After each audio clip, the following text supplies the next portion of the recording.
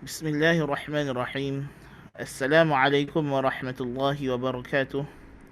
الحمد لله رب العالمين وبه نستعين، والصلاة والسلام على خاتم الأنبياء والمرسلين نبينا محمد وعلى آله وأصحابه أجمعين، أما بعد.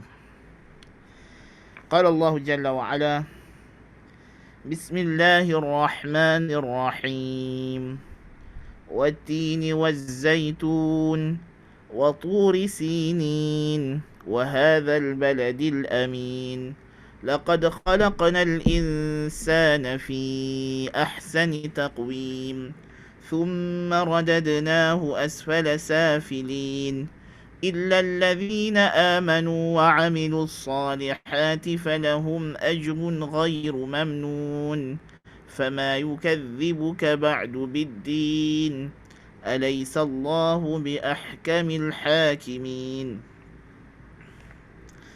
Seterusnya kita membicarakan ma'ani daripada surah At-Tin. Surah At-Tin ini dinamakan dengan nama At-Tin berdasarkan kepada penyebutan ayat yang pertama, iaitu Wat-Tin, dan disebut juga dengan surah Wat-Tin waz-Zaitun. Dan ianya adalah surah Makkiyah, juga di antara surah yang diturunkan di Mekah. Seperti yang telah kita maklumi, surah-surah dalam juzuk ke-30 ini secara asasnya kebanyakannya adalah turun di Makkatul Mukarramah, ya, yakni turun di fasa sebelum hijrah Nabi SAW. Kita kena faham konsep Makkiyah dan Madaniyah ialah dari segi masa hijrah atau belum hijrah. Apa yang turun sebelum hijrah dinamakan Makkiyah. Apa yang turun selepas hijrah namakan Madaniyah. Seperti ayat Al-yawma akmaltu lakum dinakum wa atmamtu alaikum ni'mati wa raditu lakum al-Islam madina. Surah Al-Ma'idah. Dalam ayat ini turun di Padang Arafah, seperti semua yang kita tahu. Tapi ianya adalah ayat Makkiyah, kerana ayat Madaniyah, ayat Madaniyah, kerana dia turun selepas hijrah. Dan ada pendapat lain yang melihat kedudukan surah itu Makkiyah atau Madaniyah dari sudut tempat ia turun. Kalau dari sudut tempat ia turun, maka al-yawma akmaltu lakum ialah Makkiyah. Ala kulli hal, yang paling yang rajih ialah kita sebutkan tadi, ialah dari segi fasa zaman atau masa ia turun. Surah Wat-Tini waz-Zaitun, firman Allah Subhanahu wa ta'ala dalam ayat yang dia mengandungi 8 ayat. Kata Allah, Wat-Tini waz-Zaitun. Waw di sini waw qasam, wawul qasam, waw sumpah, yakni demi At-Tin dan juga Az-Zaitun. Waz-Zaitun waw ataf. Jadi zaitun ataf kepada Wat-Tin. Demikian juga wa turi sinina wa hadha badil amin, ini semua ataf kepada At-Tin, ya. Dan dia adalah jawab kepada dia adalah qasam, sumpah Allah Subhanahu wa ta'ala. Allah bersumpah dengan sejumlah perkara ini. Dan maksud At-Tin, demi At-Tin, ialah buah tin, fix, buah tin yang ma'ruf. Kata musannif rahimahullah, Wat-Tini waz-Zaituni ila akhiriha, At-Tin huwa tin al-ma'ruf. Maksudnya adalah At-Tin al-ma'ruf. Kata al-Imam Ibn Jarir At-Tabari rahimahullah, ikhtalafa ahlu ta'wili fi ta'wili qawlih Wat-Tini waz-Zaitun, faqala ba'duhum uniya bit-tini at-tinu alladhi yu'kal, waz-Zaitun az-Zaitunu alladhi yu'sar. Para ulama tafsir telah berbeza pandangan apakah maksud At-Tin dan Az-Zaitun dalam firman Allah Wat-Tini waz-Zaitun. Kata sebahagian mereka, maksudnya adalah buah tin yang dimakan, yang ma'ruf, buah tin. Dan zaitun ialah zaitun yang diperah, diambil minyaknya. Ini juga disebut oleh Syekh Sa'di di sini. Dia kata waz-Zaitun wa kadzalika az-Zaitun ay zaitun al-ma'ruf. Zaitun yang diketahui, yang diperah buahnya untuk diambil minyak olive, ya. Ini adalah pendapat sejumlah mufassirin. Yang disebutkan di antaranya adalah kata Ibnu Jarir At-Tabari anil Hasan al-Basri fi qaulillahi wat-tini waz-zaitun qala tinukum hadha alladhi yu'kal waz-zaitunukum hadha alladhi yu'sar. Hasan al-Basri kata tin di sini ialah buah tin yang kamu nak makan ini, dan zaitun ialah zaitun yang kamu nak perah buat minyak. Demikian juga daripada Ikrimah, qal at-tin huwa at-tin waz-zaitun alladhi ta'kulun. Demikian juga katanya tinukum wa zaitunukum, dan dia kata tinukum hadha zaitunukum hadha. Ikrimah kata tin yang kamu duk makan tu lah, tin inilah, dan juga zaitun inilah tin. Tin di sini ialah buah figs, yang orang putih panggil figs, orang Melayu panggil buah tin, orang Arab panggil buah tin. Zaitun ialah olive, ya, buah olive. Demikian juga daripada Mujahid rahimahullahu ta'ala, mengatakan maknanya ialah at-tinul ladzi yu'kal wa zaitunul ladzi yu'sar. Demikian juga riwayat daripada Ibrahim At-Taimi rahimahullahu ta'ala, katanya at-tinul ladzi yu'kal wa zaitunul ladzi yu'sar. Demikian juga daripada Al-Kalbi huwa alladhi tarawun, daripada Al-Hasan al-Basri lagi sekali at-tin tinukum waz-zaitun zaitunukum hadha. Ini pendapat pertama. Inilah yang kita nampak lebih akrab kepada siyaqul ayah, yang dimaksudkan ialah buah-buahan ini. Ada lagi pendapat kedua yang mengatakan bahawa ianya adalah Masjidul Dimashq waz-zaitun Baitul Maqdis. Ada juga pendapat yang kedua daripada kalangan ulama tafsir salaf yang mengatakan ianya adalah isyarat kepada tempat di mana buah tin ini dan buah zaitun ini tumbuh. Jadi kalau kita kata tempat, maka at-tin ialah Masjid Dimashq, ini Damsyik, tempat tumbuhnya buah tin, dan zaitun adalah Baitul Maqdis. Zaitun ialah Baitul Maqdis, kerana di sanalah tempat asal buah ini ditanam, dikenali oleh para sahabat radhiyallahu anhum pada zaman tersebut. Walaupun tentulah sekarang penanaman buah zaitun sudah pun berpindah tangan ke Saudi Arabia, especially di kawasan Al-Juf, ya. Sekarang minyak zaitun yang berkualiti datang daripada Saudi juga, daripada Palestin.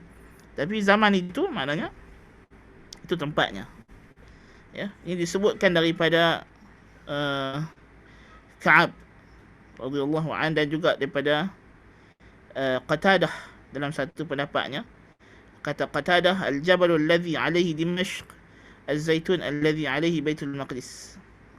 Jadi Qatadah dalam pendapat dia mengatakan maksudnya ialah Damsyik dan juga Baitul Maqdis. Juga diriwayatkan daripada Ibnu Abi Zaid, dan satu lagi riwayat daripada Ikrimah. Dan satu lagi pendapat yang ketiga mengatakan dia adalah Masjid Nuh, dan satu lagi Masjid Baitul Maqdis. Dia kata maksud watin ialah tempat di mana kapal Nabi Nuh alaihissalam berlabuh, itulah di atas Bukit Al-Judi. Di mana Bukit Al-Judi ini wallahu alam, kita pun tidak pasti, tidak dapat dipastikan secara tepat di mana tempatnya Bukit Al-Judi ini. Tapi pada zaman tersebut ia ma'ruf, ya. Ini satu qaul, pendapat diriwayatkan daripada Ibnu Abbas, tapi riwayat tidak sahih. Ini tidak kuat, ini lemah, ya. Ini lemah. Itu dia kata watin ialah Masjid Nuh alladhi buniya 'ala al-judi, dan zaitun ialah Baitul Maqdis. Dan dikatakan juga at-tin dan az-zaitun dan Turi Sinin ialah tiga masjid yang semuanya berada di kawasan Syam. Tetapi seperti mana kata al-Imam Ibnu Jarir At-Tabari, was-sawabu min al-qawl fi dhalika 'indana qawlu man qala at-tin huwa at-tin alladhi yu'kal waz-zaitun huwa az-zaitun alladhi yu'sar minhu az-zait. لأن ذلك هو المعروف عند العرب ولا يعرف جبلا يسمى تينا ولا جبل يقال له الزيتون. Jadi kata Ibnu Jarir At-Tabari rahimahullah, yang tepat di sisi kami ialah tin ialah buah tin yang dimakan, dan zaitun buah zaitun yang diperah daripadanya minyak. Kerana inilah yang dikenali di sisi orang Arab, dan tidak dikenali di kalangan orang Arab bukit bernama tin atau bukit bernama zaitun, ya. Kecuali kalau nak dimaksudkan dengan tin dan zaitun dengan nama tempat ini ialah tempat tumbuhnya buah tin dan buah zaitun. Jadi tapi tentulah itu adalah tafsiran dengan kelaziman, tetapi hakikatnya yang zahirnya, yang terkuatnya ialah maksudnya ialah buah tin. Maksudnya ialah buah tin dan buah zaitun. Kerana ini yang zahir Al-Quran. Kalau kita nak pilih tafsir, kita kena pilih tafsir yang paling zahir dalam makna ayat yang paling cepat ditangkap oleh minda orang Arab di zaman ia turun. Tentulah kalau turun ayat watini wa zaitun, yang paling cepat orang Quraisy faham ialah buah tin dan buah zaitun. So inilah makna yang dikehendaki oleh Allah Jalla wa'ala. Adapun ayat seterusnya, wa turi sinin, kata musannif rahimahullah, aqsama bihataini asy-syajarataini likathrati manafi'i syajarihima wa thamarihima wa li'anna sultanahuma fi ardi Syam mahalli nubuwati Isa bin Maryam alaihi salam. Kata musannif rahimahullah, Allah Ta'ala bersumpah dengan dua buah ini, dua buah pokok ini, kerana banyaknya manfaat dari segi pokoknya dan juga buahnya itu kepada orang Arab, tentu sekali. Dan tempat tumbuhnya adalah di bumi Syam, tempat kenabian Isa alaihissalam. Juga dia isyarat. Kalau kita nak kata tafsiran tempat itu dengan isyarat kepada tempat, itu tidak jauh. Ya, itu tidak jauh seperti mana kata Ibnu Jarir At-Tabari. Tetapi tentulah makna asal ayat ini ialah buah tersebut. Dan Allah Ta'ala bersumpah dengan buah tersebut kerana manfaat yang ada pada buah tersebut yang zahir. Allah Ta'ala senantiasa bersumpah dengan benda-benda yang akrab dengan manusia. Benda yang akrab, yang banyak manfaat, yang merupakan nikmat dia kepada kita. Allah Ta'ala ungkit nikmat-nikmat ini. Siapa yang bagi hampa zaitun, siapa yang bagi hampa buah tin, yang hampa makan, hampa perah minyaknya, yang padanya banyak manfaatnya kepada hampa semua.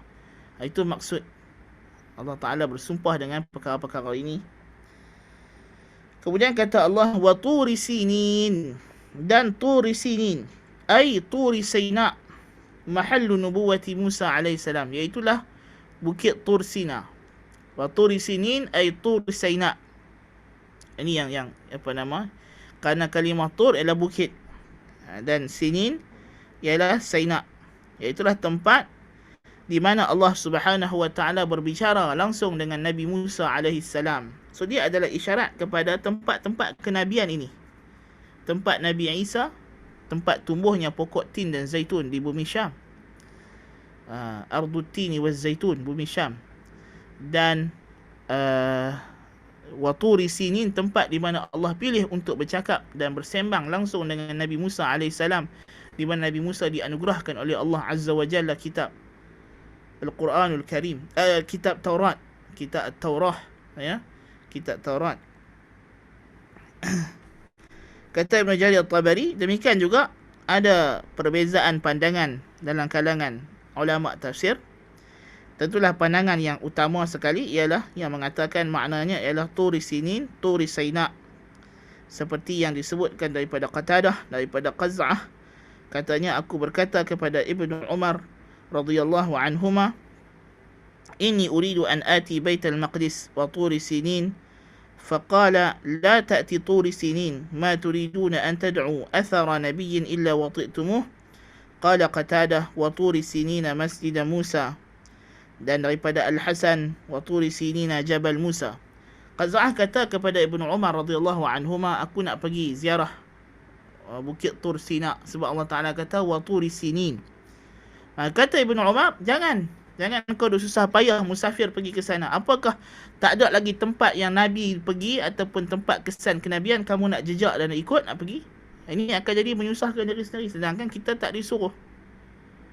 Di sini dah di antara dalil para sahabat radhiyallahu anhum melarang kita bersusah payah melakukan permusafiran, ya, pergi ke tempat-tempat yang kononnya ataupun walaupun ianya sahih, tempat itu adalah tempat yang ada kesan kenabian, asar Nabi, ya, dengan tujuan nak beribadat atau bertabarruk, ini tidak dibenarkan. Ya, ini tidak dibenarkan. Walaupun dengan tujuan nak pergi beribadat, kena menyusahkan. Kecuali Masjidil Haram, Masjid Nabawi, Masjid Aqsa. Nabi SAW kata, la tashuddur rihal illa ila thalathati masajid. Masjidil Harami wa masjidi hadha wa masjid Ilya. Jangan kamu bersusah payah mengadakan permusafiran yang jauh semata-mata, yakni untuk pergi beribadah ke tempat yang khusus, kecuali ke Masjidil Haram, masjidku ini, dan Masjid Ilya, Masjid Baitul Maqdis. Adapun tempat lain, kita pergi bukan kerana tempat. Mungkin kerana ada ulama yang tinggal di situ, kita nak menuntut ilmu. Ya, itu kita pergi kerana benda yang ada di situ, bukan kerana tempat itu sendiri. Ya. Sebab itulah dilarang kita bernazar, ataupun orang yang bernazar iktikaf di masjid yang khusus tertentu, nazarnya itu hanya terpakai untuk masjid secara umum. Misalnya ada orang bernazar, dia duduk di Kuala Lumpur, tapi dia bernazar nak iktikaf di Masjid Shah Alam. Kita kata tak perlu, engkau iktikaf di masjid tempat engkau semayang sudah. Pasal apa? Pasal sama sahaja, tidak ada beza fadilat Masjid Shah Alam dengan masjid kampung engkau. Kedua tempat iktikaf yang sama si Allah. Kecuali kalau engkau niat iktikaf itu di masjid, kau nazar iktikaf itu di Masjid Haram, Masjid Nabawi, Masjid Baitul Maqdis, maka boleh diganti dengan yang paling afdal. Orang yang niat iktikaf di Masjid Ilya, Masjid Baitul Maqdis, Masjid Aqsa, boleh ganti iktikafnya itu di Masjid Nabawi. Yang niat iktikaf di Masjid Nabawi, yang nazar iktikaf di Masjid Nabawi, boleh ganti di Masjidil Haram. Tetapi kalau dia bernazar untuk iktikaf di Masjidil Haram, tidak ada tempat yang boleh ganti, mestilah di Masjidil Haram sahaja, sebab dialah masjid segala masjid yang tidak ada fadilat yang menyamainya. Ya. Tapi kalau dia bernazar iktikaf di Masjid Quba, Masjid Sab'ah, tidak perlu. Bahkan cukup dia pergi iktikaf di Masjid Nabawi, itu lebih afdal, lebih sempurna, lebih pahalanya lebih besar. Ya. So ini pendapat yang mengatakan Turi Sinin ialah Jabal Musa alaihissalam. Dan inilah yang yang sahih, yang disokong oleh para ulama tafsir yang utama. Kemudian ada yang kata pendapat yang kedua ialah makna Tur ialah bukit yang ada tumbuh-tumbuhan, dan makna Sinin ialah Hasan dalam bahasa Habasyah, yang ini daripada Sina ataupun Sana. Jadi maksud di sini bukan nama bukit yang spesifik, tetapi sifat bukit. Maksud wa Turi Sinin ialah Jabalun Mumbit Hasan, dan demi bukit yang ada tumbuh-tumbuhan yang cantik, yang elok. Ini diriwayatkan daripada sekumpulan ulama tafsir, antaranya Ikrimah, dan juga di antaranya adalah diriwayatkan di sini daripada Ibnu Abi Najih, daripada Mujahid juga disebutkan dengan makna ini.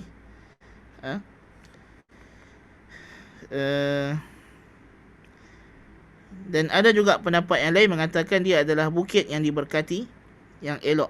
Ini maksudnya dia bukan nama spesifik bukit. Tetapi tentulah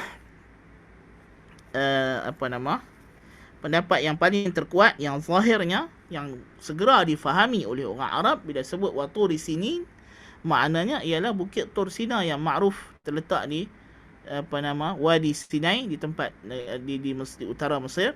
Inilah tempat yang makruf di sisi orang Arab. Ya, di sisi orang Arab bila disebut Turi Sinin, ini yang terbayang, yang tergambar dalam minda mereka pertama kali. Maka inilah makna yang paling sahih, sebab Al-Quran hendaklah ditafsirkan dengan makna yang paling zahir bagi sesuatu kalimah. Kaedah ini terpakai untuk semua ayat dan semua kalimah dalam Al-Quranul Karim. Ini dinyatakan oleh Ibnu Jarir At-Tabari rahimahullahu ta'ala. Dan di antara dalilnya ialah wa Turi Sinin ni diidhafahkan Tur Sinin. Bukannya Tuhan kata wa Turin Sinin atau wa Turi As-Sinin. Tidak. Jadi kalau tafsiran yang kedua yang mengatakan dia adalah sifat kepada sebuah bukit, bukan bukit yang spesifik, maka ini adalah bertentangan dengan zahir tarkib ayat wa Turi Sinin. Walaupun kita tak menafikan ada dalam kondisi di mana mausuf boleh diidhafahkan kepada sifah. Tetapi itu adalah mendatang. Ini adalah yang asal. Asalnya ialah mudhaf dengan mudhaf ilaih, menunjukkan dia adalah objek yang satu. Ya.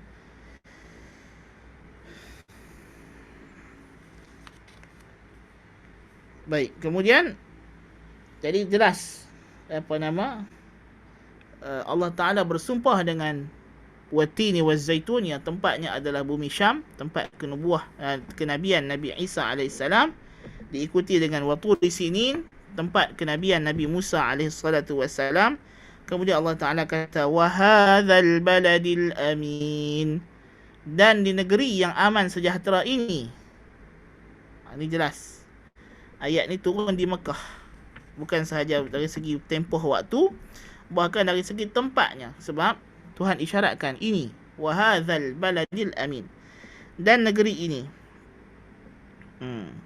yakni negeri Makkah al-Mukarramah. Kata Musannif rahimahullah, wa huwa Makkatul Mukarramah mahallu nubuwati Muhammadin sallallahu alaihi wasallam, iaitulah Makkah al-Mukarramah yang merupakan tempat kenabian Nabi kita Muhammad sallallahu alaihi wasallam.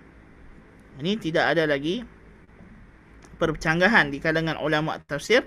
Makna hadzal baladil amin ialah negeri Mekah, dan makna al-amin ialah al-amin, yang aman sejahtera daripada musuh-musuh untuk memeranginya atau menjajahnya.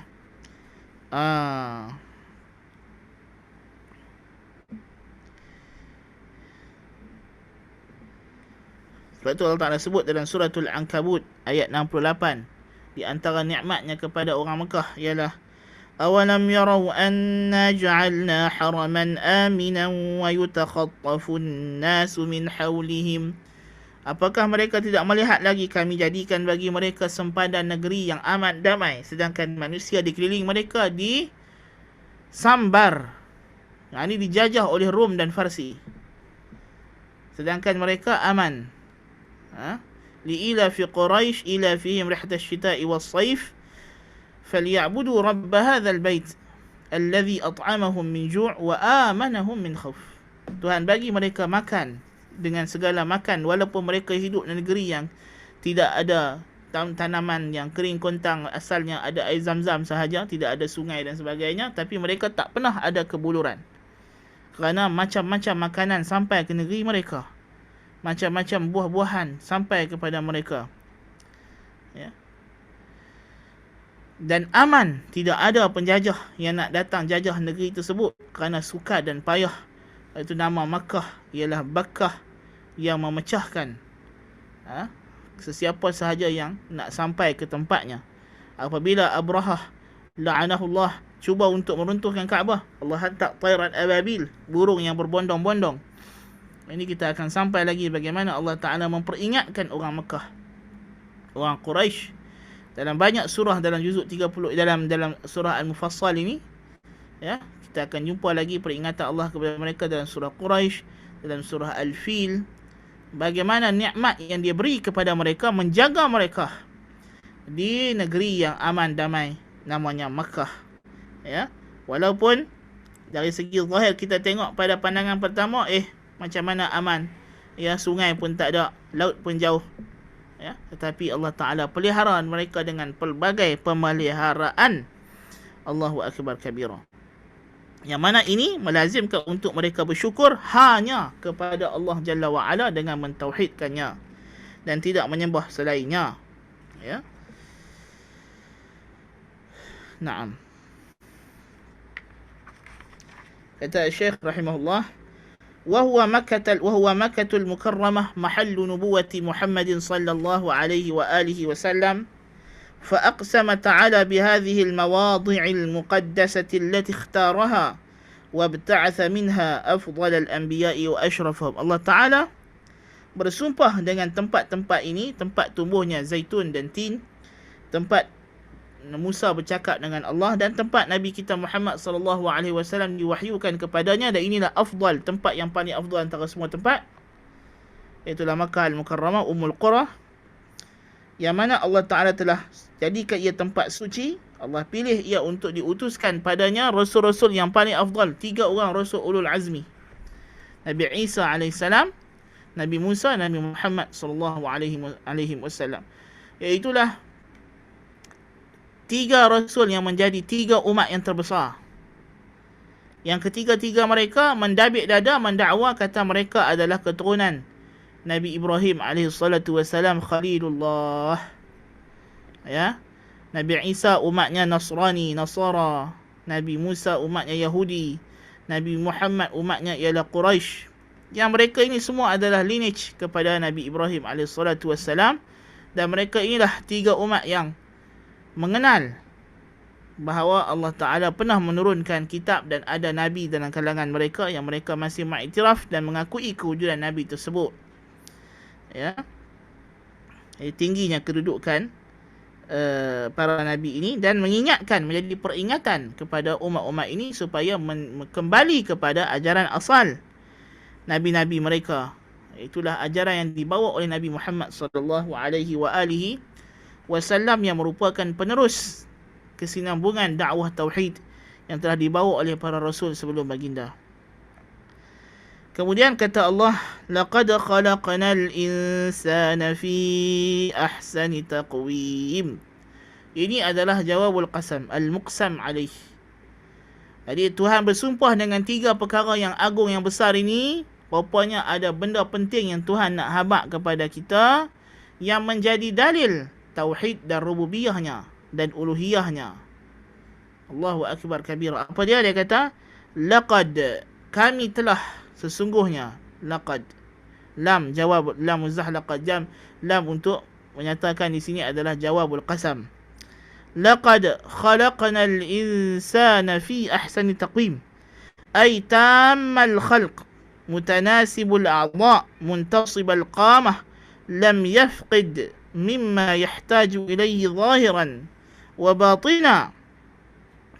Yang disumpahkan atasnya ialah firman Allah, laqad khalaqnal insana fi ahsani taqwim, kami telah menciptakan manusia dengan sebaik-baik kejadian. Yakni tammal khalq, sempurna penciptaan.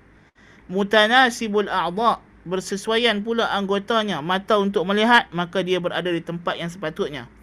Telinga untuk mendengar, ada di tempat sepatutnya. Hidung untuk bernafas, untuk menghidu, ada di tempat yang sepatutnya. Mulut untuk bercakap, untuk makan, ada di tempat yang sepatutnya. Kita perhatikan tubuh badan kita ini tersusun atur. Ya. Tersusun atur. Elok, sangat indah, sangat cantik. Ya, bukannya jadi begitu sahaja. Ya. Bukannya dia jadi secara random. Dia disusun dengan baik. Fi ahsani taqwim. Sebab itulah kita kata dakwaan yang mengatakan manusia ni jadi secara evolusi yang buta, yang tidak ada panduan, yang secara buta tuli sahaja jadi tanpa ada sebarang tujuan, tanpa ada purpose. Ini adalah pendustaan terhadap akidah Islam yang jelas mengatakan manusia diciptakan secara langsung oleh Allah Jalla wa'ala dengan penuh kesempurnaan ciptaan, dengan penuh keelokan, susun atur yang bersesuaian, ahsani taqwim, terbaik. Penyusunan yang terbaik, penjadualan yang terbaik. Ya. Dari segi sistem tubuh badan kita, kita makan, sistem pernafasan kita, sistem pembiakan kita, Masya Allah, semua yang terbaik. Adakah ini adalah hasil daripada tiba-tiba? Tak mungkin, mustahil. Di antara dalil golongan Darwinis, dia berkata manusia ni ada vestigial organs, organ-organ yang tidak terpakai atau organ yang tak digunakan lagi. Kita kata organ yang tak digunakan lagi itu dulu dia tuduh appendix. Dia berkata appendix dalil bahawa manusia ni sebenarnya dulu adalah binatang yang makan rumput ke apa tak tahu. Lepas tu dia dah berkembang jadi manusia, tertinggal satu lagi anggota namanya appendix. Tetapi sekarang dakwah ini sudah pun jadi palsu. Kerana rupanya appendix adalah tempat yang penting untuk menghasilkan imunisasi badan. Nampak? Yang mereka dulu kata tak ada fungsi itu, rupanya banyak fungsinya. Dulu masa awal-awal mereka jumpa DNA, mereka kata rupanya DNA kita ni penuh dengan, dia kata junk DNA. DNA yang tak pakai, yang tak ada function. Tetapi sekarang dia telah jang DNA ni telah diisytiharkan sebagai myth, sebagai mitos. Kerana terbukti ia ada banyak fungsi. Dan kesimpulan yang dibuat ialah walaupun kita jumpa lepas ni anggota manusia yang kita belum tahu fungsinya, kita jangan segera tergesa-gesa menghukum tak ada fungsi. Ini masalah golongan atheist saintis. Golongan saintis yang atheist ini mereka tergesa-gesa. Sebab mereka sudah ada akidah, pemikiran yang mereka nak sebarkan, yang mereka nak dakwahkan. Lalu mereka terus membuat kesimpulan yang salah. Mereka tidak objektif. Jangan ingat dunia sains ni semua orang saintis ni dia objektif, dia nak ikut kebenaran. Itu bohong. Itu cerita lawak, cerita dusta. Ya. Mereka juga ada akidah anutan yang mengikut fahaman Darwinism, yang mengikut fahaman atheism. Masing-masing nak menguatkan dalil akidah mereka dengan penemuan-penemuan sains, siapa kata. Sebab mereka ada fahaman disebut sebagai scientism, yang kononnya sains lah yang boleh membuktikan dakwaan mereka, sains lah yang boleh membuktikan Tuhan tidak wujud. Tetapi alhamdulillah, Allahu akbar kabira, walhamdulillahi katsira, wa subhanallahi bukratan wa asila. Semakin mereka mengkaji, sebaliknya semakin ketara Allah itu memang jelas wujud. Kita orang Islam tidak ada isu masalah ini. Kita yakin Allah Ta'ala memang wujud. Dalil begitu banyak. Tapi puak-puak ni lah, pasal mereka dah sempitkan otak mereka dengan kajian-kajian saintifik yang mendalam ini dengan niat yang salah. Tetapi akhirnya Allah Ta'ala bawa mereka, hanyutkan mereka balik ke fitrah, bahawa alam ni ada design, ada grand design, ada dia punya plan dan sebagainya, yang menunjukkan di sana ada creator yang maha bijaksana, yang maha berkuasa, yang maha berkehendak, yang senantiasa mengawal gerak-geri kejadian alam ini. Allahu akbar kabira. Laqad khalaqnal insana fi ahsani taqwim. Tidak ada apa yang dia perlukan daripada zahir dan batin, melainkan ada. Sebab itu Nabi Musa jawab kepada Fir'aun, qala rabbuna alladhi a'ta kulla shay'in khalqahu thumma hada. Nabi Musa jawab kepada Fir'aun, Tuhan kami itu ialah yang memberikan kepada makhluknya setiap apa yang dia ciptakan, apa yang diperlukan. Kemudian dialah yang membimbing mereka bagaimana untuk menggunakannya. Bayi, orang putih ni mereka kaji proses menghisap susu yang dihisap oleh bayi daripada kantung susu ibunya. Rupanya dia adalah satu proses yang sangat sukar, yang mana kalau hendak ditranslatekan proses itu untuk dibuat mesin, dia adalah satu sukar. Tengok mesin pam susu, bukan senang. Dengan selerak-seleraknya, dengan apa semua. Jadi untuk menghisap susu itu memerlukan gerakan otot-otot yang begitu penting. Tetapi bagaimana bayi ini yang baru keluar ke dunia, first time ever, tak pernah lagi, ya, dia hisap susu. Tiba-tiba bila mak dia letak dekat dengan dada dia, terus dia boleh sambak, boleh tahu, boleh hisap, boleh sedut, masuk, makan, kenyang. Siapa yang bimbing dia untuk buat perkara tersebut? Subhanallah. Kita tengok ikan salmon. Ikan salmon bertelur di sungai. Lepas dia bertelur, dia mati. Ya, tinggallah telur dia menetas. Kok celah mana anak-anak dia yang baru menetas ni tahu nak kena berenang pergi laut. Dan setelah mengembara sampai di akhir hayatnya, bila dia pun dah mengandung, nak bertelur, dia patah balik mai sungai yang sama. Subhanallah. Ya? Subhanallah. Itu siapa yang bimbing dia? Tengok burung yang bermigrasi, lintas laluan yang sama, the same route. Bukan ada traffic light ke lebuh raya, alamat jalan yang dia tahu nak ulang alik jalan yang sama. Manusia gunakan khidmat burung merpati, burung helang, apa semua. Subhanallah. Siapa yang bagi panduan dan bimbingan kepada semua ini? Dan semua teknologi yang kita manusia hari ini duk buat, kita hanya tiru apa yang Allah Jalla wa'ala telah ciptakan. Kita hanya boleh tiru saja, kita hanya copy saja. Kita tak boleh invent something yang tidak ada contoh sebelum kita. Kita hanya tiru. Even sampaikan jarum suntikan. Jarum hak orang suntik orang berubat, bervaksin apa tu, itu ditiru daripada taring ular. Subhanallah. Ditiru daripada taring ular. Itu jarum tu bentuk, kalau tengok bentuk jarum macam taring ular. Kan? Sekecil-kecil jarum kita tak boleh buat sendiri, kita kena tiru apa yang Allah dah cipta untuk kita. Allah ajak kita. Itu Tuhan kata, "Allamal insana ma lam ya'lam." Yang kita akan datang dalam surah Iqra. Ar-Rahmanu 'allamal Qur'ana khalaqal insana 'allamahul bayan. Wallahu akhrajakum min butuni ummahatikum la ta'lamuna syai'a. Kita keluar daripada perut mak kita tak tahu apa.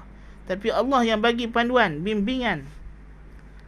Kita meneliti alam, kita boleh hidup selesa. Subhanallah. Ya. Jadi Allah Ta'ala kata dia telah menciptakan manusia dengan sebaik-baik kejadian. Apa makna sebaik-baik kejadian ni? Yang itu kita sebut tadi. Ya. Elok segala kelengkapannya. Dalam segala rupa yang terbaik. Ini yang disebut oleh sejumlah ahli tafsir, di antaranya Ibnu Abbas radhiyallahu an, fi ahsani taqwim fi a'dali khalqin. Ciptaan yang paling terbaik. Ya. Daripada Ibrahim At-Taimi, fi ahsani surah, dan rupa yang terbaik, bentuk yang terbaik. Ya. Dan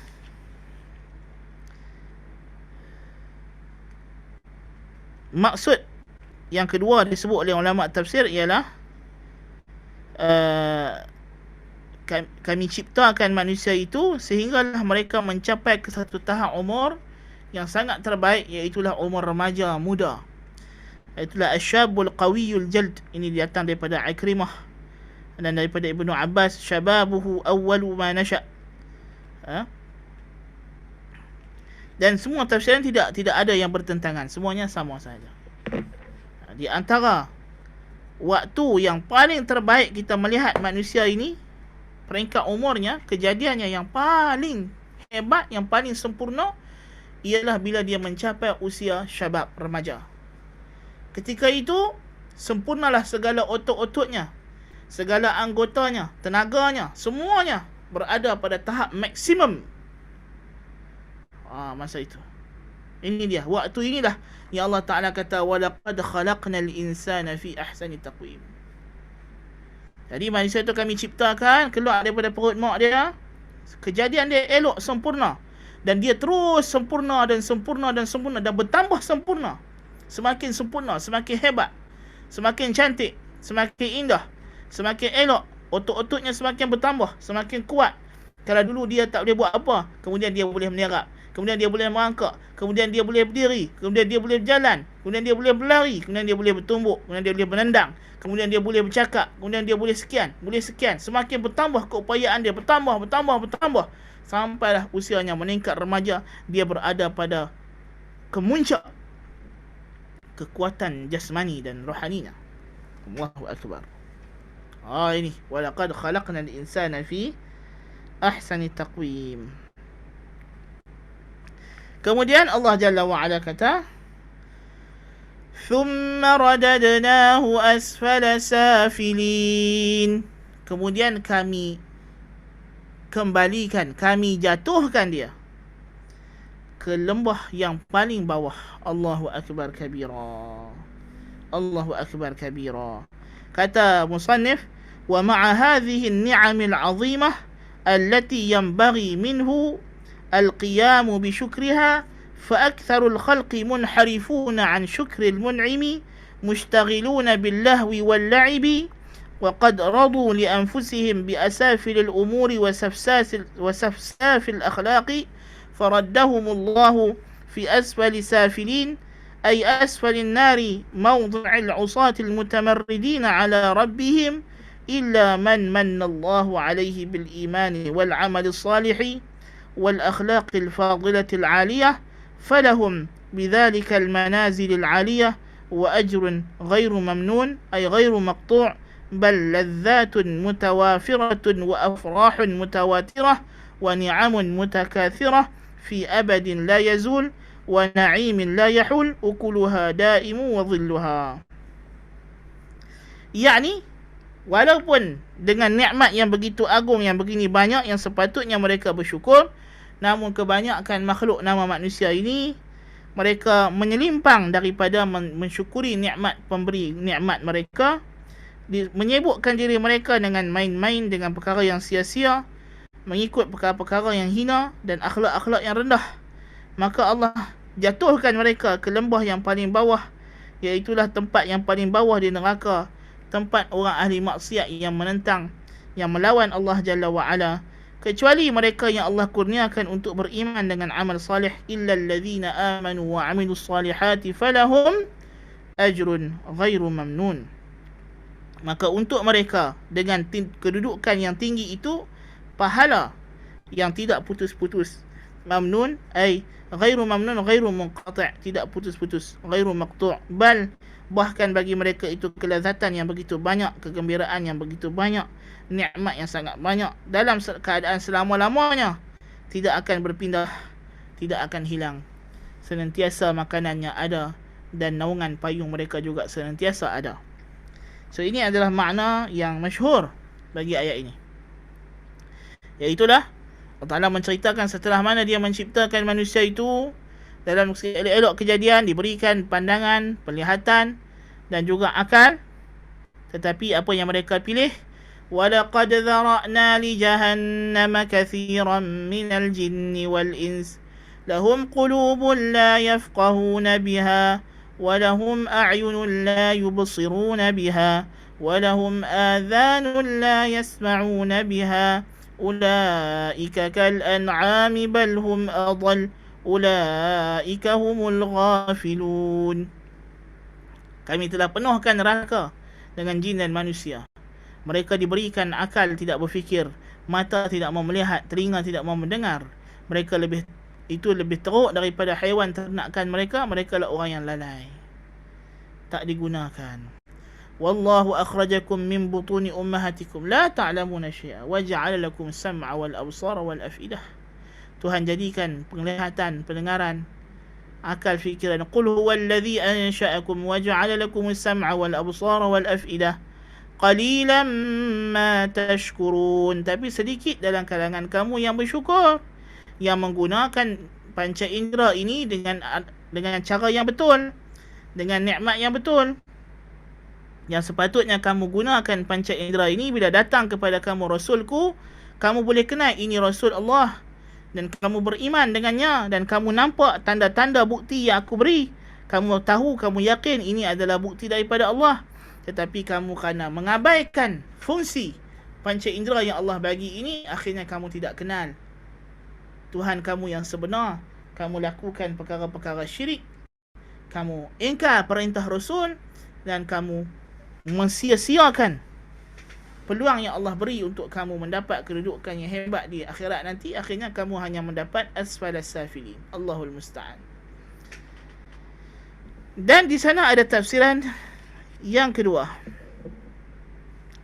Tafsiran yang kedua ialah yang ditarjihkan oleh Ibnu Jarir At-Tabari rahimahullahu ta'ala, dan kita cenderung kepada makna ini, iaitulah maksud laqad khalaqnal insana fi ahsani taqwim. Tadi kita cerita manusia ni bila sampai peringkat umur syabab, umur remaja, dia badan dia kuat, tegap, utuh, teguh. Kemudian Allah Ta'ala kata thumma radadnahu asfala safilin.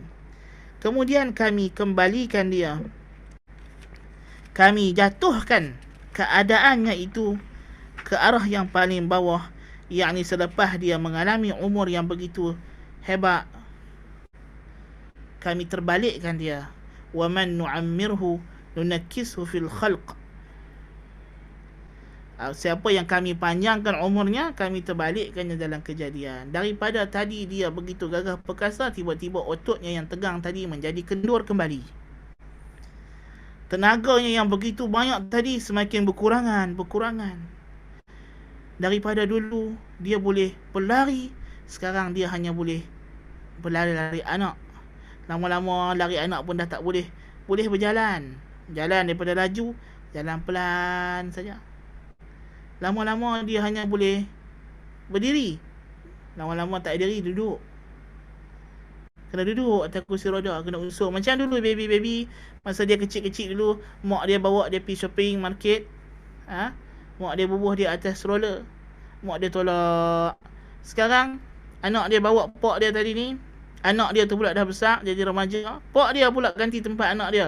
Pak dia pula duduk atas kursi roda. Anak dia tolak pak dia dalam shopping market. Kan? Dulu dia kecil-kecil, dia tak boleh buat apa, tak boleh gerak, terbaring atas katil. Kencing, berak, buh dalam pampers. Mak dia mainlah tukar pampers. Sekarang bila dia dah tua, dia balik kepada keadaan dia dulu. Anak yang dia tukar pampers tu, sekarang anak tu pula dah tukar pampers dia pula dah terbaring atas katil, tak boleh buat apa. So, thumma radadnahu asfala safilin. Kami kembalikan dia kepada satu tahap umur yang dia balik menjadi keadaan lemah seperti bayi balik. Allahu akbar kabira. Usia tua.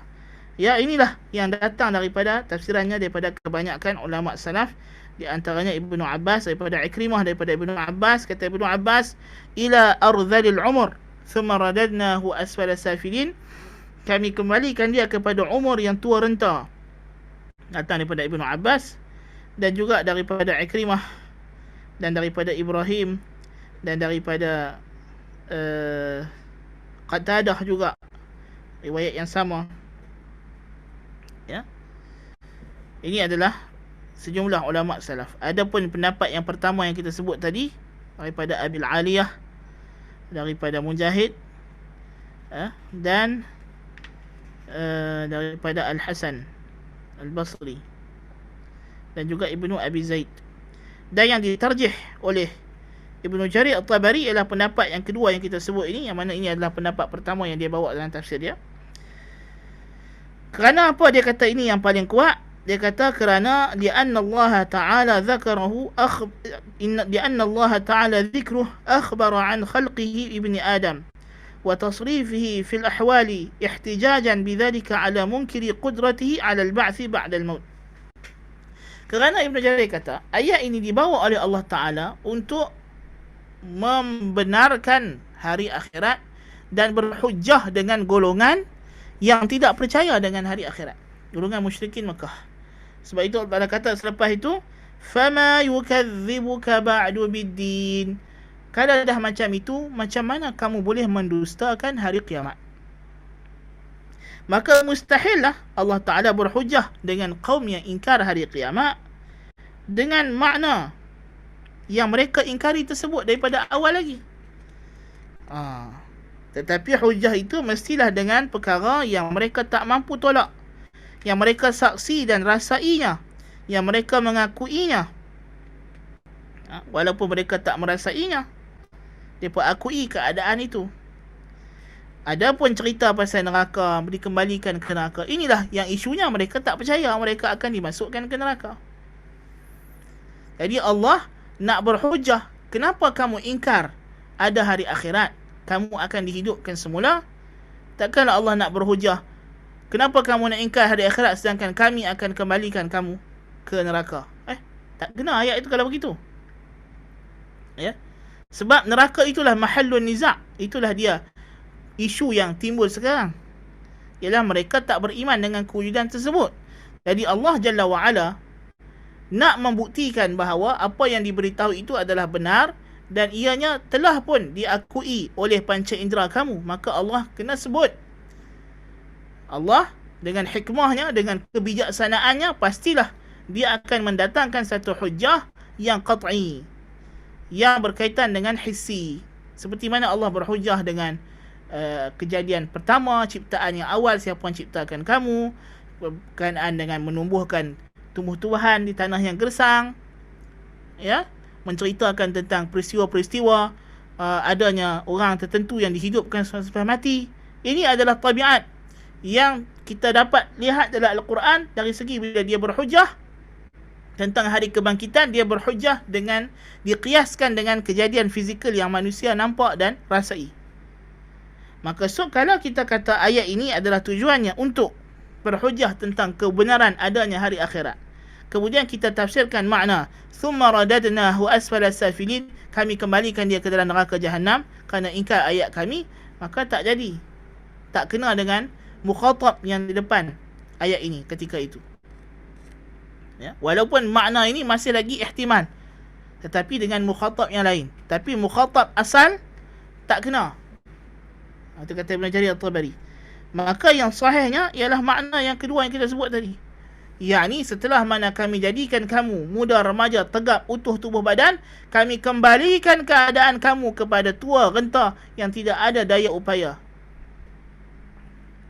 Maka ini dalil bahawa kamu adalah makhluk, dan sebagaimana kami boleh kembalikan kamu daripada keadaan kamu yang pertama, dikembalikan begitu macam kamu bayi, kami boleh kembalikan kamu hidup semula.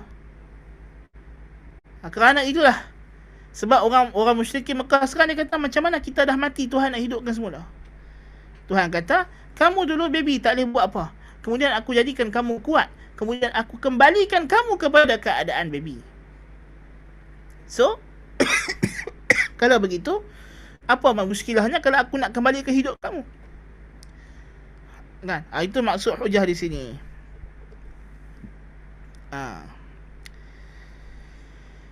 Jadi Allah Ta'ala berhujah dengan keadaan perubahan diri mereka daripada bayi kepada remaja, kepada tua renta.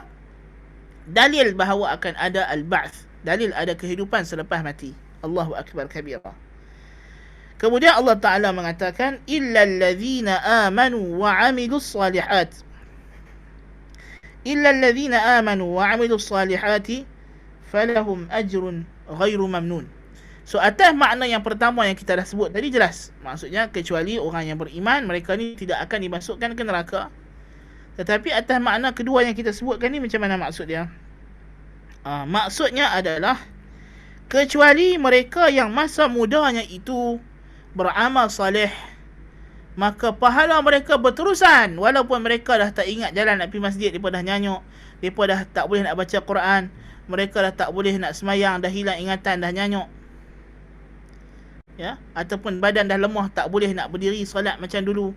Sekarang solat hanya duduk. Tapi Allah Ta'ala kata, kecuali mereka yang beramal salih di usia remaja, usia muda mereka, maka bagi mereka pahala yang tidak putus. Pahala mereka tetap seperti pahala amalan mereka semasa mereka kuat, semasa mereka sihat, semasa mereka muda. Ini maksud.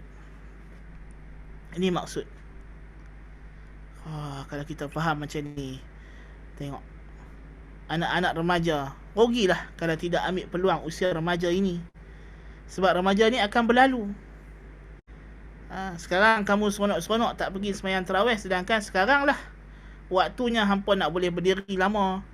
Esok dah tua, jangan kata berdiri, duduk atas kursi pun dah tak tahan lama-lama. Orang tua duduk lama pun tak boleh, jangan kata berdiri lama. Kan?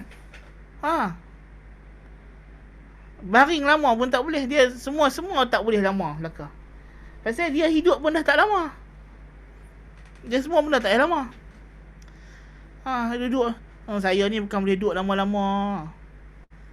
Tak boleh duduk lama. Duduk pun tak boleh lama. La ilaha illallah. Kesian.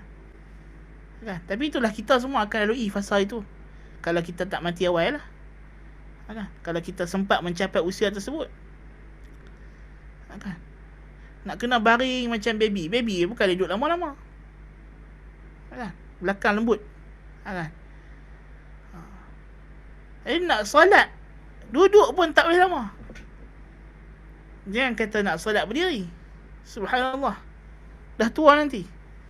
Masa muda sekarang lah yang nak boleh solat lama-lama. Nak boleh solat banyak-banyak. Nak boleh baca Quran. Tua esok nak sebut sa dengan sa pun tak lepas dah. Gigi dah tak ada. Lidah dah keluar. Mata dah kabur. Tak nampak mushaf.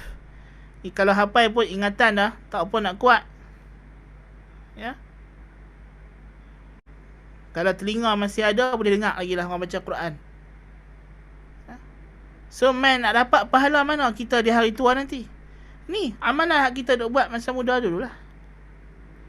Dan boleh jadi Allah Ta'ala akan, bukan sahaja pahala yang mengalir, maksudnya di sini Allah Ta'ala akan jaga dan pelihara anggota tubuh badan orang yang beramal soleh tadi, walaupun ketika dia tua, badannya masih sihat, masih segar. Ini berlaku. Seorang ulama Syafi'i, mazhab Syafi'i yang besar, Al-Imam Abu Tayyib At-Tabari rahimahullah, dikatakan dia berusia ketika itu 100 tahun. Dia dengan murid-muridnya naik sampan. Tiba-tiba sampan tu dah karam, nak tenggelam, bocor. Ya. Dan sampan itu sudah pun hampir ke tebing. Jadi murid-murid ni pakat lompat. Lompat tu sampai tebing. Dia pun kata, Tok Guru kita macam mana? Tok Guru kita macam mana?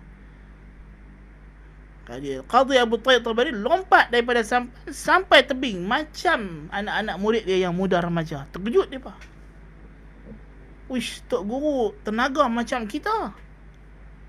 Kan? Dia tanya apa rahsia? Dia kata, hadhihi jawarih hafiznahu fi syababina fahafizaha Allahu lana fi haramina. Atau kama qala rahimahullah. Ini anggota badan kami jaga untuk Allah masa dia muda, maka Allah jaga dia untuk kami masa kami tua. Kami tak guna tubuh badan ni untuk maksiat kepada Allah masa kami muda dulu. Kami gunakan dia untuk taat kepada Allah, maka Allah simpan untuk kami. Subhanallah. Subhanallah. Otak kita ni guna untuk apa? Untuk hafal Quran, untuk hafal hadis, untuk hafal ilmu. Allah simpan. Allah akan simpan. Ingat sampai mati. Okay. Tapi kalau otak kita ni kita guna untuk simpan benda-benda yang tak elok, sampai masanya nanti, ketahuilah, yakinlah, otak kamu ni nak ingat nama sendiri pun dah tak boleh. Itu tabiat asal dia. Kalau Allah tak jaga, sampai satu masa nanti, nama sendiri pun belum tentu kami boleh ingat. Nas'alullah al-afiyah. Jadi ini di antara tafsiran yang disebut oleh Ibn Jarir At-Tabari rahimahullah. Datang tafsiran ini daripada Ikrimah. Kata dia, kana yuqal man qara'a al-Qur'ana lam yuradda ila arzalil umur, thumma qala laqad khalaqna al-insana fi ahsani taqwim thumma radadnahu asfala safilin illa alladhina amanu wa 'amilus salihat qala la yakunu hatta ya'lama min ba'di 'ilmin syai'a. Kata Ikrimah, adalah dikatakan orang yang baca Quran tidak akan dijadikan nyanyuk, tua renta. Kemudian dia membaca ayat ini, dia kata maksud asfala safilin itu, dia sampai ke tahap dia tak kenal lagi apa yang dia kenal dulu.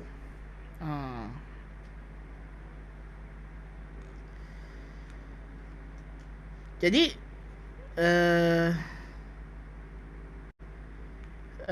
maksud ayat di sini adalah sama ada orang yang beramal soleh semasa usia remajanya, sama ada Allah akan pelihara anggota tubuh badannya daripada menjadi tua renta, dia mati dalam keadaan taat misalnya, tak sampai umur tersebut, atau dia sampai umur tersebut tapi dia tidak seperti orang tua yang macam lain, dia masih sihat, masih kuat, masih ada tenaga untuk beramal soleh.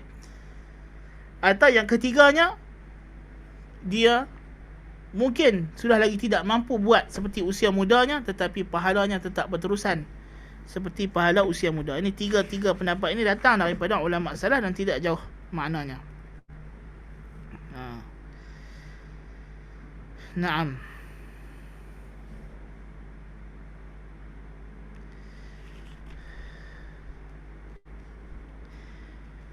Ibn Jarir mentarjihkan makna orang yang beramal soleh masa usia muda, dia tidak akan dihilangkan pahalanya bila dia dah usia tua. Dan makna ghairu mamnun ay ghairu maqtu', ghairu manqus, tidak akan putus, pahala itu tidak akan putus, tidak akan dikurangkan. Fama yukadzibuka ba'du bidin. Kemudian Allah Ta'ala kata, ayu syai'in yukadzib, yani maknanya أي شيء يكذبك أيها الإنسان بيوم الجزاء على الأعمال وقد رأيت من آيات الله الكثيرة ما يحصل لك به اليقين ومن نعمه ما يجب عليك ألا تكفر بشيء منها أليس الله بأحكم الحاكمين فهل تقتضي حكمته أن يترك الخلق سدى لا يؤمرون ولا ينهون ولا يثابون ولا يعاقبون أم الذي خلق الإنسان أطوارا بعد أطوار وأوصل إليه من النعم والخير والبر ما لا يحسنه ورباهم التربية الحسنة لا بد أن يعيدهم إلى دار هي مستقرهم وغايتهم التي إليها يقصدون ونحوها يؤمون. تمت والحمد لله. Kata musannif, maksud ayat fama yukadzibuka ba'du biddin, ai yani apakah yang menyebabkan kamu mendustakan wahai manusia hari pembalasan ke atas amalan kamu di dunia ini, hari kiamat, sedangkan engkau telah melihat banyak ayat-ayat Allah yang memberikan keyakinan kepada kamu akan adanya hari kiamat tersebut. Dan di antara nikmat-nikmat yang mewajibkan untuk kamu tidak kufur dengannya, bahkan syukur. Bukankah Allah itu yang paling bijaksana? Maka adakah kebijaksanaan Allah itu menyebabkan dia meninggalkan manusia begitu sahaja, tidak disuruh, tidak dilarang, tidak dihukum, tidak diberi ganjaran? Kalau ada Allah itu ahkamil hakimin, takkanlah ahkamil hakimin, orang yang bijak cerdik sikit pun tidak akan buat perkara ini. Takkanlah kamu nak expect Tuhan cipta kamu di dunia ni hidup macam tu saja, tak ada larangan, tak ada suruhan, tak ada restriction, tak ada kewajipan yang dia nak wajibkan, dan bila kamu mati macam tu saja, tidak ada sebarang balasan ke atas amalan kamu di dunia ini. Adakah itu tindakan orang yang bijaksana? Tak mungkin. Apatah lagi Allah yang maha bijaksana, ahkamil hakimin. Tak mungkin dia buat begitu. Mesti ada yaumul jaza'. Dia yang menciptakan manusia dari satu keadaan ke satu keadaan, memberikan kepada mereka nikmat yang banyak yang mereka tak boleh nak hitung, menjaga mereka dengan penjagaan yang baik. Tentulah dia akan mengembalikan mereka ke negeri yang kekal abadi, yang tempat itulah tujuan mereka nak tuju, itu negeri akhirat. Allahu akbar kabira. Jadi maknanya tidak lagi juga, Ibn Jarir Tabari pun kata fama yukadzibuka ba'du biddin. Di sini ada pendapat apakah makna fama yukadzibuka ba'du biddin. Ada yang mengatakan ma di sini dengan makna man, siapa, dan ka kembali Nabi kita Muhammad sallallahu alaihi wasallam. Yani siapakah yang mendustakan kamu selepas itu dengan hari akhirat, hai Muhammad? Yani adakah patut selepas dah jelas ayat-ayat yang begini jelas kepada mereka tentang ciptaan Allah dan Allah itu adalah yang paling bijaksana, adakah patut lagi selepas ini wahai Muhammad mereka hendak mendustakan dakwah kamu, seruan kamu, ajaran kamu, wahyu yang kamu bawa daripada aku? Adakah masih patut? Dan ada yang berpendapat maknanya fama yukadzibuka ayyuhal insan. Kembali kah ni kembali kepada manusia, insan, bukan Nabi Muhammad sallallahu alaihi wasallam ni. Apakah yang menyebabkan kamu hai manusia masih mendustakan hari kiamat setelah jelas ayat-ayat yang begini? Satu pendapat lagi. Dan ada yang berpendapat memang kah di sini kembali kepada Nabi kita Muhammad sallallahu alaihi wasallam, dan ma atas maknanya, yakni allazi, ma mausulah, yakni adakah patut wahai Muhammad ada lagi perkara yang akan mendustakan kamu, yakni yang menyebabkan kamu goyah dan goyang dalam dakwah? Tidak. Ayat ni kalau kita tafsirkan begitu, dia bukan di atas zahirnya lagi, dia sudah menjadi makna baru, iaitulah makna pengukuhan dan penguatan kepada keimanan Nabi SAW. Tetapi tentulah makna yang paling kuat, yang paling zahir sekali ialah seperti mana kata Ibn Jarir At-Tabari rahimahullah, ma di sini dengan makna man. Yakni siapakah lagi yang mampu mendustakan kamu hai Muhammad dengan hari akhirat setelah mana jelas ayat-ayat Tuhanmu ini? Bukankah Allah itu yang paling maha bijaksana, paling pandai sekali? Maka bagaimana mereka boleh mendustakan lagi hukum Allah Subhanahu wa ta'ala?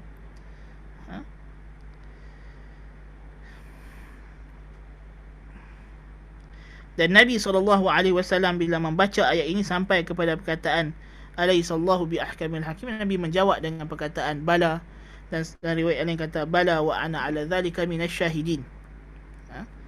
Dan Ibnu Abbas bila baca ayat ni dia kata subhanakallahumma wa bala. Bala yakni ya, benar ya Allah. Bukanlah begitu, bahkan memang engkaulah yang paling bijaksana, paling maha terbaik hukum hakamnya. Ya. Jadi itu di antara makna tafsiran surah At-Tin. Semoga kita mendapat pengajaran, pendidikan daripada surah ini, especially kita sudah pun berada di penghujung Ramadan Mubarak, sudah pun menghampiri malam yang 10 akhir. Hari ini kita dah masuk ke malam yang ke-18 pada malam ini. Berbaki lagi 2 malam sahaja untuk kita masuk kepada malam-malam 10 akhir Ramadan. Semoga kita dipertingkatkan iman dan taqwa, dipertingkatkan lagi amal soleh dan ibadah kita kepada Allah Subhanahu wa taala. Aqulu qawli hadza wa astaghfirullahal azim li wa lakum. Subhanakallahumma bihamdika asyhadu an la ilaha illa anta astaghfiruka wa atubu ilaik. Sallallahu nabiyina Muhammad. Wassalamu alaikum warahmatullahi wabarakatuh.